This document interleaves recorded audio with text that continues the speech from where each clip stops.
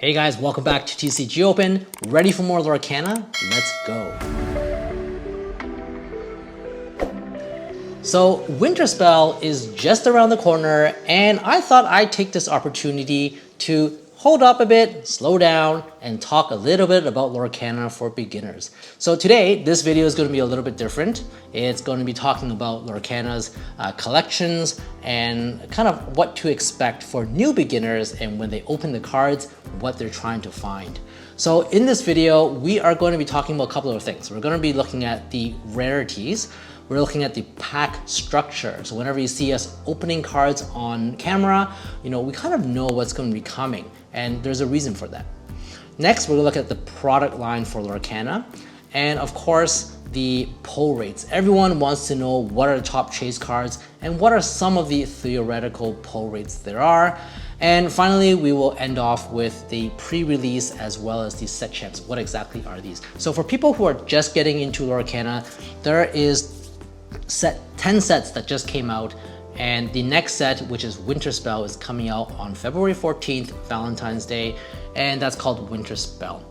All right, so a lot of the things have changed over the several months or several sets. So I'm going to be talking about some of the newer sets in the case, because that's probably what's more relevant. So we're going to talk about, first of all, rarities. Rarities in Lorcana, there are 8 special rarities. The first one is what everyone gets, the common, and I'm going to pop up the symbols on the screen. The uncommon, and then there's the rare, there's the super rare, and then there is the legendaries. Those are the basic 5 rarities that you would expect in your Lorcana packs. And then we move on to these special chase cards. So there's epics, enchanteds, and iconics. Now enchanteds has always been part of Lorcana's chase cards. They're always the hardest ones to get, and until now they're probably still considered the most valuable, except for the iconics. Now the epics were introduced in set 9, which is Fabled, a semi-reprint set, and the epics were a rarity that came between legendaries and the enchanteds to kind of spruce up the opening experience for packs so that it would be more fun to open packs. And there's just additional push there to bring some excitement to opening those packs. The epics itself were expected to explode into the scene, but it didn't quite make it quite there. Maybe we'll go and touch upon it later. So first of all, when you open up a pack, so we're going to talk about pack structure now. So in the pack structure, when you see us opening packs on camera, we kind of know a rough idea of what's going to be coming, and I'm going to give you an example later. So first of all, in every pack of Lorcana, there's 12 cards, and 6 of the first cards are common cards, and each of them actually pertain to each of the colors in Lorcana. There's then 3 cards that are uncommon, which can be from any color as well. So that brings us to 9 cards. And here's where the fun starts. So slot 10 is always either a rare or above. So it could be a rare, could be a super rare, could be a legendary. I've never seen an epic there, as well as never seen an enchanted there. So slot 10, I believe, is always one of those 3. And once that card is revealed, the next card, which is slot 11, is always going to be the same rarity or better. So let's suppose you got a rare card on your first opening, the 10th slot, then you know the next one's going to be a super rare or a rare or a legendary. But if you get a super rare, then there's where some excitement, because it could also be a super rare, but there's a much higher chance now that it's going to be a legendary. Now, flip it around and think about it. If you got a legendary on slot 10, you got a banger of a pack. The slot 11 is definitely going to be a legendary. So that's why when we pull a legendary first, you know that it's going to be a banger pack. It's going to be a double legendary hit pack.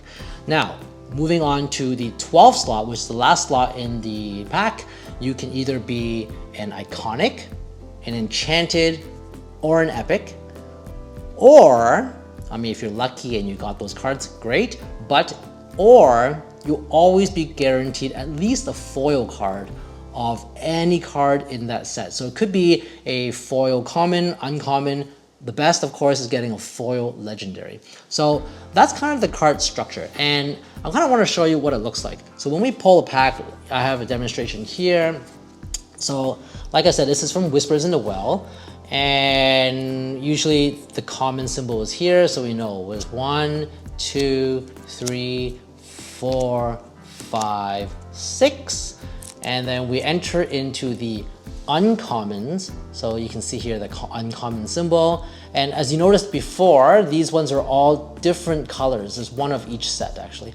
And then we have 3 uncommons. Okay, this is the third one, and then we will pull a rare. So that's your rare card. There's a diamond as a triangle symbol, and the next card, like I said, it's going to be either a rare or something better. So in this case here, we pull it and you can see it is a rare again, but you could have equally had something like this. So we have a rare followed by a super rare. That's a pretty good hit. But again, like I mentioned, if you start off with a super rare, then you're looking at either a super rare or above. So this is a double super rare pack. Or you could also get a super rare followed by a legendary. And like I mentioned, you might get a double legendary pack, which is an awesome pack. Okay, so that last card, however, like I mentioned, let's say we got a double legendary pack, which is extremely uncommon already, then you might get an epic as the last card. You might even get a foil legendary, but most of all, you'll probably get a foil common. Of course, if you're lucky, you might pull an enchanted in that slot. Congratulations to you, kudos. So moving on to the product line. Lorcana has evolved somewhat over the years. It's only been around for about 2 years actually. So over the 11 sets, there has been some evolution on what's coming out, but as it stands as of today, every single set has a booster box. So Winter Spell, no different. The booster box looks like this. It has some artwork on it. Whispers in the Well, same thing, etc. Each booster box contains 24 packs. It has 12 cards in each pack, and you hopefully will be able to pull some good stuff. The Trove, which I don't have on here, but it'll be a picture up here, contains 8 packs and some other good bonuses. So it has 8 packs as well as a lore counter, has some dice, and also some dividers that separate each color. So the price-wise, booster boxes typically in Canada cost about $150 Canadian, whereas the Trove is typically about 1/3 of that. It's about $50 Canadian, give or take, but you also get some of those bonuses, the dice, the lore counter, as well as those card dividers. And you also get a nice little box to put your cards in. In addition to these 2 very common staples, the booster box and the Trove, other products can also sometimes be dropped. So for instance, in Winter Spell, the new set that's coming, there's going to be a collector's starter kit, which I will also show here. This one is the Stitch Collection Starter Kit, and it contains 4 packs of Winter Spell. It contains 1 promo card, not necessarily the same as the binder. In this case, it is a Stitch and also the Stitch binder. And it also contains a binder, which is a 2x2 binder to help you store those wonderful cards that you're going to collect. The last time there was a collector set was in set 9, which is Fabled. Fabled contained the Mickey Mouse collector set. It contained a Tinkerbell promo, a Mickey Mouse binder, and 4 packs of Fabled. And I don't think there was any other set that contained a collector's set. What else is there? Now, there is also the gift set. So the gift set is also something that's really cool, but it's also one of those little outliers.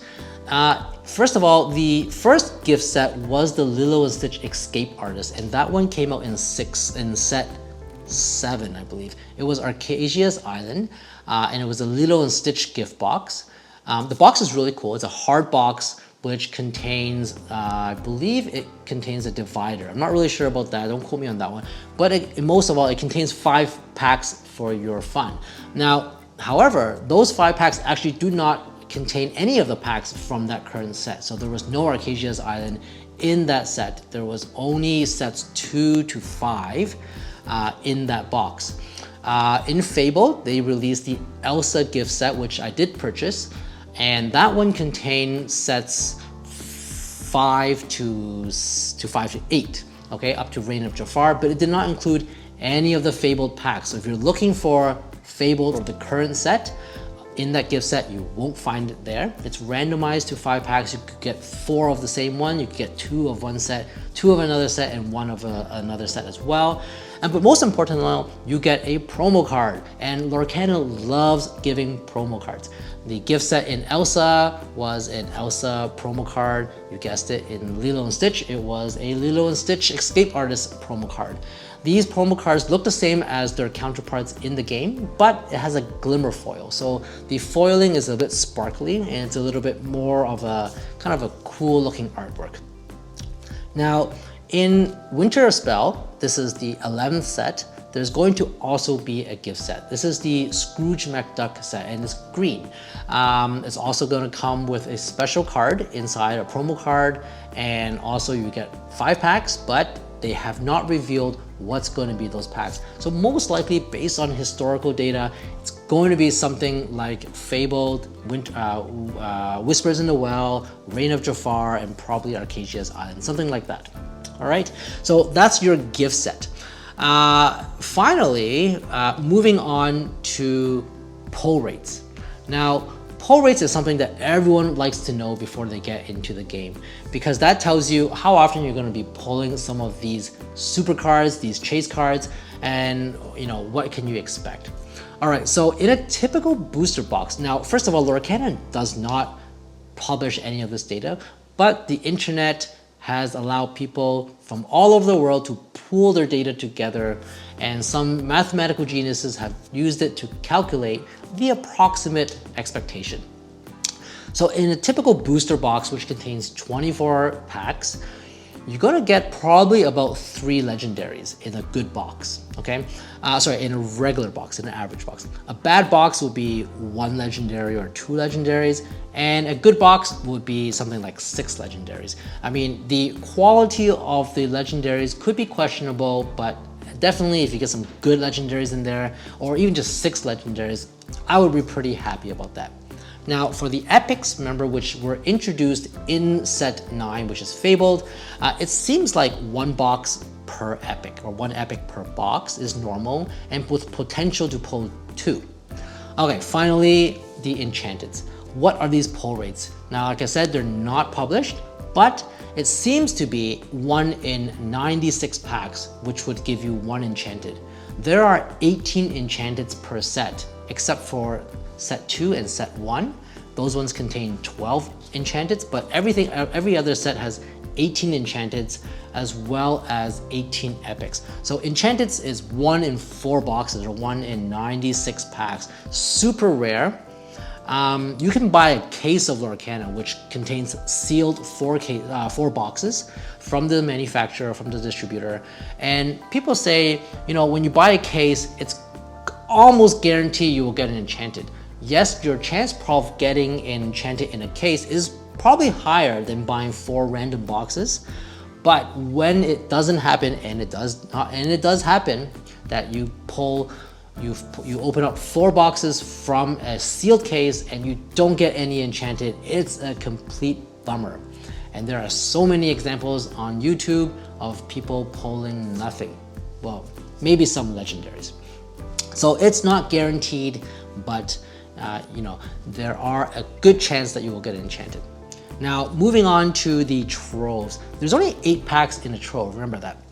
So typically getting 1 to 2 legendaries is probably the expected, and up to 3 for a good box. An epic seems to happen about once in a trove, but not always.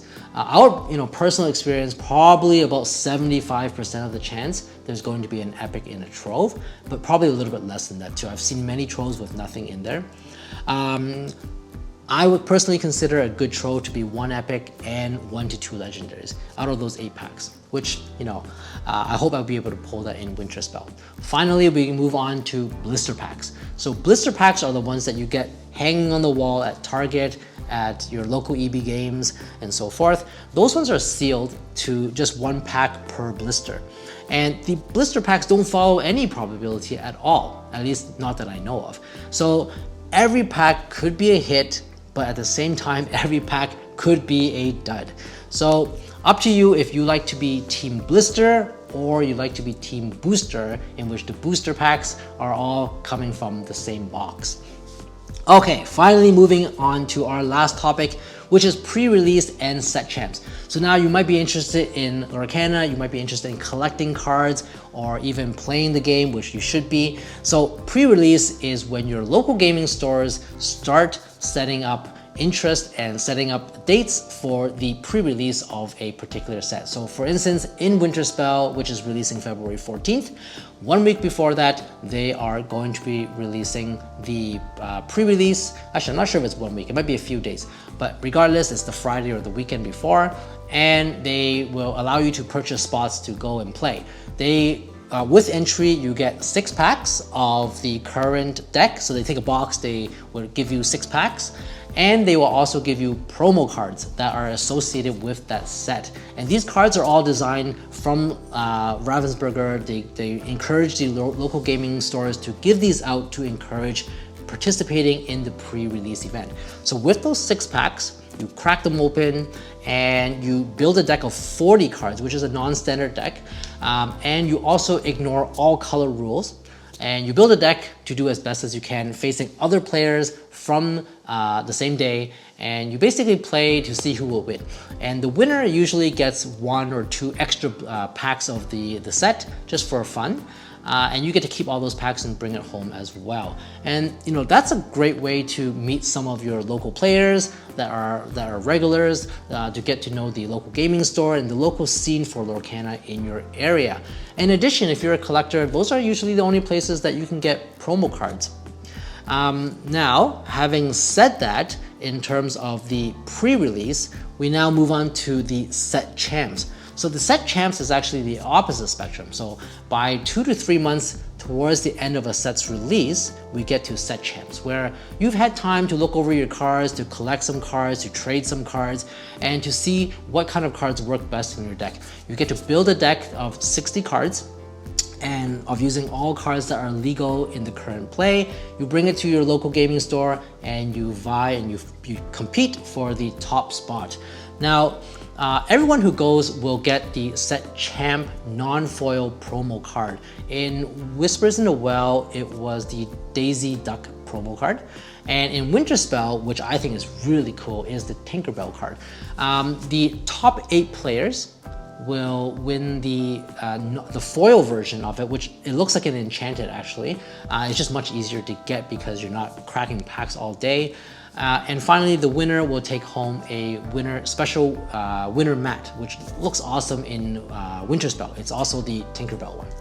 Okay, now those are the set champs and those are the pre-release.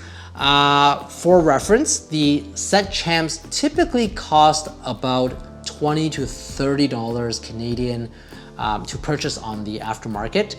Towards the end of set champs or maybe a set after, those market prices start to drop, usually towards the lower end, which is around $20 Canadian. The foil mats, or the mats that you get for winning first place, typically command about $100 Canadian. The prices are probably around $70 or $80 USD. So that's kind of how Lorcana is set up. We have pre-release, we have the set itself, and we have set champs. Within the set, there are, like I didn't mention this earlier, but there's about 242 cards. So 204 base set cards. Then there's 18 epics, 18 enchanteds, and finally 2 iconics. I didn't even get to mention the iconics because they're just so wild. The iconics actually are 1 in 1,000 or maybe even 1 in 2,000 hit rate. So it's extremely rare, and when you hit one of those are extremely, extremely valuable. Probably worth grading if you like. But anyways, if you get those, I congratulate you now. All right, so that wraps up the summary for beginners for collecting Lorcana as a starting point for the standard Lorcana set.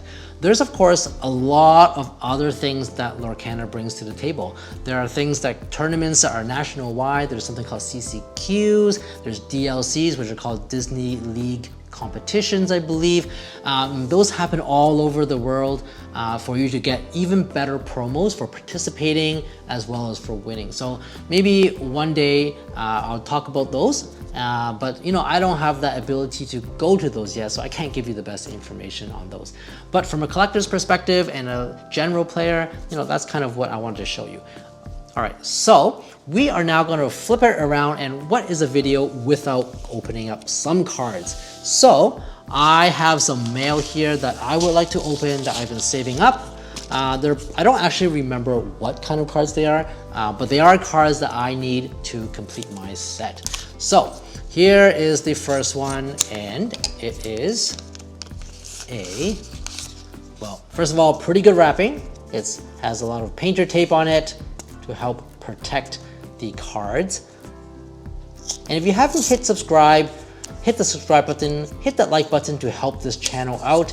Definitely encourages me to make more videos. And when winter spell is coming, I have a bunch of products to show and a lot of packs to crack open. So I hope you enjoy those videos as well. So this one is he hurled his Thunderbolt Epic to help me complete the epic set from Whispers in the Well. Sorry about that, it wasn't in camera, but here it is. All right, moving on. We have another pack here, very well packaged in this awesome black envelope. I'm gonna have to cut this. Hopefully I don't cut a card. But this one, we are looking at another well-wrapped card, but I have to cut this very carefully because the cards are there. Maybe I'll do this.